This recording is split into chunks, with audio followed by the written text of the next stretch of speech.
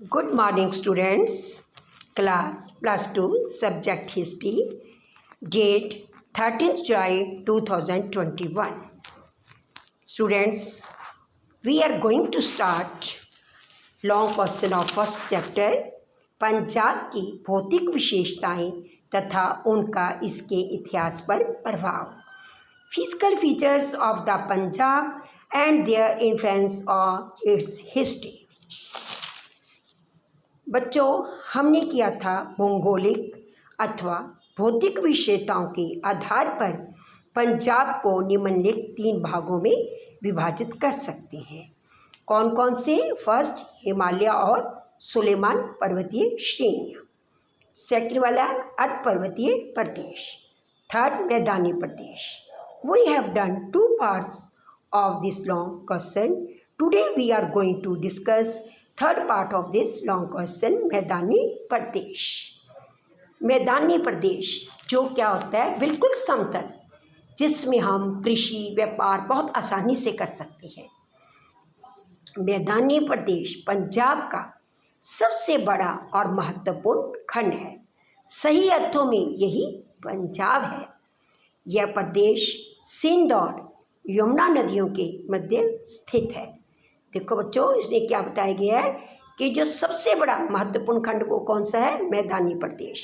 और इसको ही क्या कहते हैं? पंजाब, क्योंकि हमारा पंजाब किस में आता है? मैदानी प्रदेश में। और ये कहाँ पर स्थित है? सिंध और यमुना नदियों के मध्य। इस मैदान की गणना विश्व के सबसे उपजाऊ मैदानों में की जाती है। इसकी समुद्र तल से औसत ऊंचाई 1000 फुट से अधिक नहीं है। पंजाब में बहने वाले 5 दरिया सतलुज, ब्यास, रावी, चिनाब, झेलम इसी प्रदेश में बहते हैं। इन्होंने क्या बोला है?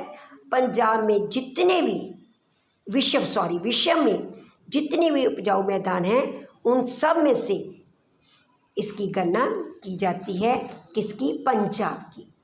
और इसकी समुद्र तल से जो ऊंचाई है 1000 फुट से अधिक नहीं है। इसमें कौन से 5 दरिया बहते हैं? सतलुज, ब्यास, रावी, चिनाब और झेलम। क्योंकि यह प्रदेश बहुत उपजाऊ है, वर्षा पर्याप्त होती है और यातायात के साधन विकसित हैं, इसलिए यहाँ की जनसंख्या भी काफ़ी सघन है। क्या बताया गया इसमें? ये प्रदेश क्या है? बहुत उपजाऊ है। यहाँ पर जो वर्षा बहुत होती है, यातायात के साधन भी विकसित हैं, इसलिए यहाँ पर जनसंख्या बहुत अधिक है। मैदानी प्रदेश को 3 भागों में विभाजित किया जा सकता है। पहले इन्होंने क्या किया था? हमारे भौगोलिक अथवा भौतिक विशेषताओं के आधार पर पंजाब को 3 भागों में बांटा था। अब हम मैदानी प्रदेश को 3 भागों में विभाजित कर रहे हैं। पहले है 5 द्वाब, दूसरा है मालवा और बांगर, तीसरा है दक्षिण पश्चिम के रेगिस्तान। पहला 5 द्वाब। पंजाब के मैदानी प्रदेश का अधिकांश भाग 5 द्वाबों से घिरा हुआ है। जो हमारा मैदानी प्रदेश है वो 5 द्वाबों से घिरा हुआ है। 2 द्वाब मुगल बादशाह अकबर के समय बनाए गए थे और आज तक उसी प्रकार प्रचलित हैं। दुआब फारसी भाषा का शब्द है, जिसका अर्थ है 2 पानी अथवा 2 नदियों के बीच का क्षेत्र। क्या है इसका अर्थ? दुआब फारसी शब्द से बना हुआ है। इसका अर्थ क्या है? 2 नदियों के बीच का क्षेत्र। प्रत्येक दुआब का नाम उन 2 नदियों के नामों के प्रथम अक्षरों को मिलाकर निर्मित हुआ है, जिनके मध्य ये स्थित है। और किसी भी दुआब का नाम उन्होंने क्या बताया है?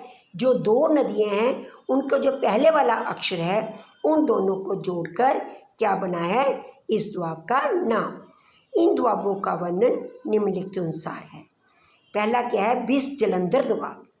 ब्यास और सतलुज नदियों के मध्यवर्ती प्रदेश को बिस जलंधर दुआब कहते हैं।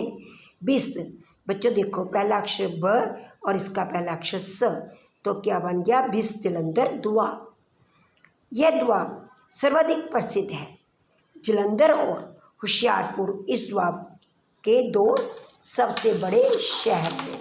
कौन कौन से शहर हैं? जलंधर और होशियारपुर। ये दोआब बहुत अधिक उपजाऊ है। दूसरा है बारी दोआब। ये दोआब क्या है, ब्यास और रावी नदियों के मध्यवर्ती क्षेत्र में स्थित है। पंजाब के मध्य में स्थित होने के कारण बारी दोआब को माझा दोआब भी कहा जाता है। और जो यहाँ के निवासी हैं उनको क्या कहते हैं, मजैल कहते हैं। लाहौर और अमृतसर इस दोआब में स्थित दो प्रसिद्ध शहर हैं। ये दोआब भी बहुत उपजाऊ है। कौन सा है ये, बारी दोआब। ये देखो बेटा, इसकी नदियाँ ब्यास और रावी, ब और र, बारी दोआब। नदियों के पहला पहला अक्षर लेकर उस दोआब का नाम पड़ता है। रचना दोआब। रावी और चिनाब नदियों के मध्यवर्ती क्षेत्र को रचना दोआब कहा जाता है। कौन सी नदियाँ, रावी और चिनाब, उन दोनों के मध्य जो क्षेत्र है उसको क्या कहते हैं, रचना दोआब। गुजरावाला और शेखपुरा इस दोआब के सबसे प्रसिद्ध शहर हैं। यह दोआब भी बहुत उपजाऊ है। देखो बच्चों, बिसलंदर दोआब जो है वो भी उपजाऊ है, बारी दोआब वो भी उपजाऊ है, रचना दोआब ये भी उपजाऊ है। ये तीनों बहुत उपजाऊ है। अब चौथा आ गया चज दोआब। चिनाब और झेलम, च और ज क्या बन गया, चज। चिनाब और झेलम नदियों के मध्यवर्ती क्षेत्र को चज दोआब कहा जाता है। गुजरात और शाहपुर इस दोआब के प्रसिद्ध शहर हैं। यह दोआब भी काफ़ी उपजाऊ है। बेटा, कोई भी दोआब का जब आपने बताना है उसमें आपने दो नदियों के नाम और उसके जो उसमें दो शहर आते हैं उसके बारे में बताना है और बाद में बताना है ये उपजाऊ है। ठीक है, ऐसी जो चज दोआब, चिनाब और झेलम, इनके बीच को चज दोआब और इसके शहर हैं गुजरात और शाहपुर। यह दोआब भी काफ़ी उपजाऊ है। पांचवें अब सिंध सागर दोआब। सिंध और झेलम नदियों के मध्यवर्ती क्षेत्र को सिंध सागर दोआब कहते हैं। किसको कहते हैं, सिंध और झेलम। स और ज क्या बन गया, सिंध। इसका सिंध का पहला ही सिंध ले लिया उन्होंने, पूरे ज को नहीं लिया। वैसे आपने ये देखा ऊपर वाली जो चारों दोआब हैं दोनों नदियों का पहला पहला अक्षर लिया गया है। सिंध और झेलम नदियों के मध्यवर्ती क्षेत्र को सिंध सागर दोआब कहते हैं। इसमें आता है रावलपिंडी। इस दोआब का सबसे प्रसिद्ध शहर है। यह दोआब कम उपजाऊ है।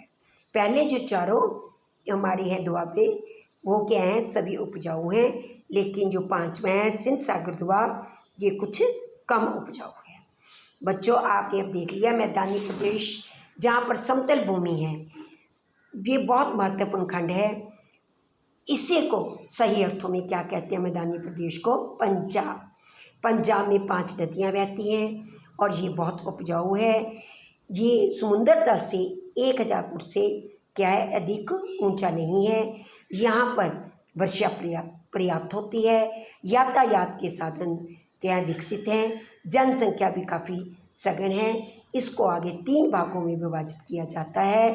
5 दोआब, मालवा और बांगर, दक्षिण पश्चिम के रेगिस्तान। पहला क्या है, 5 दोआब। 5 दोआब हैं, इसके आगे 5 क्या है, दोआब हैं। अब हम इसका आज हमने इसके बारे में डिस्कस किया है। जो 5 दोआब है, बिसलंदर दोआब, बारी दोआब, रचना दोआब, चज दोआब, सिंध सागर दोआब। और सभी में पहले आपने बता देना है कौन कौन सी नदियों के मध्य स्थित है और कौन से इसमें शहर आते हैं और ये सबसे उपजाऊ है। बच्चों, ये वाला प्रश्न आपने अपनी कॉपी पर लिखना भी है, याद भी करना है। थैंक्स।